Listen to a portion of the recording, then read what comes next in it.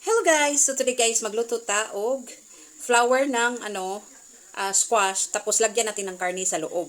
Di ko alam kung anong pangalan. Pero masarap kasi siya guys, pang appetizer. Pang appetizer lang namin to. Ayan, so marami siya. Mga bulaklak pa lang hugas na. Tinanggalan ko na siya ng sa ilalim. Yan. So ito na yung karne na ilagay ko na timplado na siya. May carrots na, onions, egg, at saka carrots, onions. Basta nakalimutan ko na anong pinaglagay ko dito, guys. So yun lang, ang gagawin natin, i-stuff natin siya dito. Ilagay natin siya sa loob. Ayan, para pang appetizer lang to, guys. Para before kakain. Ayan. So, parang gano'n na siya. Ganyan. Oh. At ipakita ko sa inyo ang next step. So, guys, ito na yung stuff na blossom squash, no? Squash blossom. Na nalagyan na may karne na sa loob. Ayan. So, ang gagawin natin, i-dip natin siya sa egg. Sa egg. Tapos yung egg nyo, timplahan nyo na lang ng salt and pepper. Egg. Then, flour. Mag-double coating tayo. Egg, flour, and then ibalik natin siya sa egg, then breadcrumbs. Para talagang ma-cover up siya. So, ganito lang siya, guys. Ang hirap nang walang camera, guys. Uy, magbili niya ako ng kamerang pang cooking. Charis. So, i-dip natin siya sa egg at first. Kasi, kung i-diretso natin siya sa flour na walang egg, hindi siya didikit. So, ayan na. Ayan na. Gidip ko na siya. Ayan. Tapos, ipunta ko siya sa flour. Ayan, ha.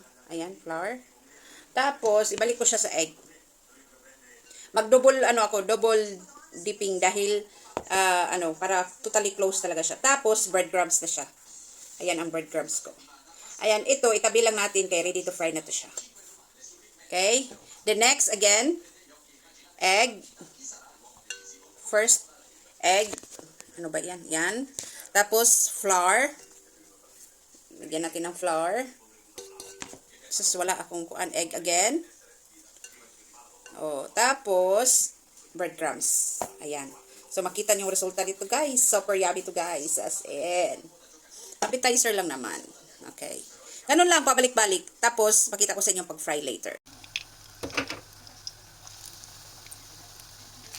So, ito na siya, guys. I-fry lang natin siya. Ayan. Tapos, i-flatten.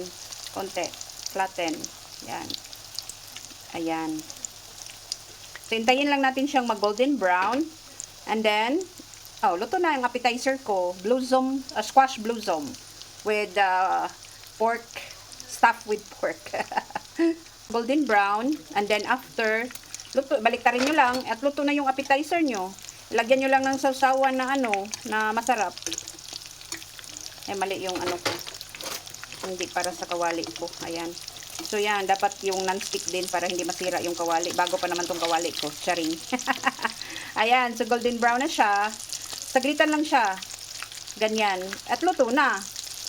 So, ito na yun, guys. Ang squash blossom with, with sausawan na. So, easy lang, guys. Ang sausawan ko is, lang siya. Mayonnaise, ketchup, and Dijon mustard. Ayan, mustard, guys. Konti lang. Yan lang. Masarap na siya. So, the moment of truth. Ayan na, guys. Luto na. Luto na. Ayan na. So, titingnan natin. Tikman natin. So, first, taste. Dip in the sauce. Yummy ang sauce. Bueno. It's perfection.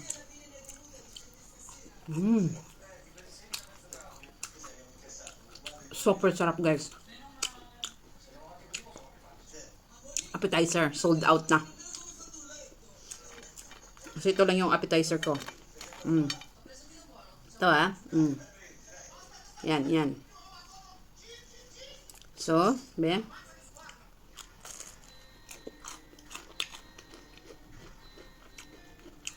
super crispy. Basta double coating. Double dip mo. Super crispy. Yan.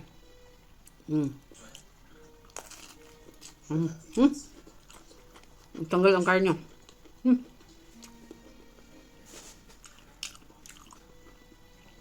Hindi ka mapahiya. As in, super yummy. Thank you for watching, guys.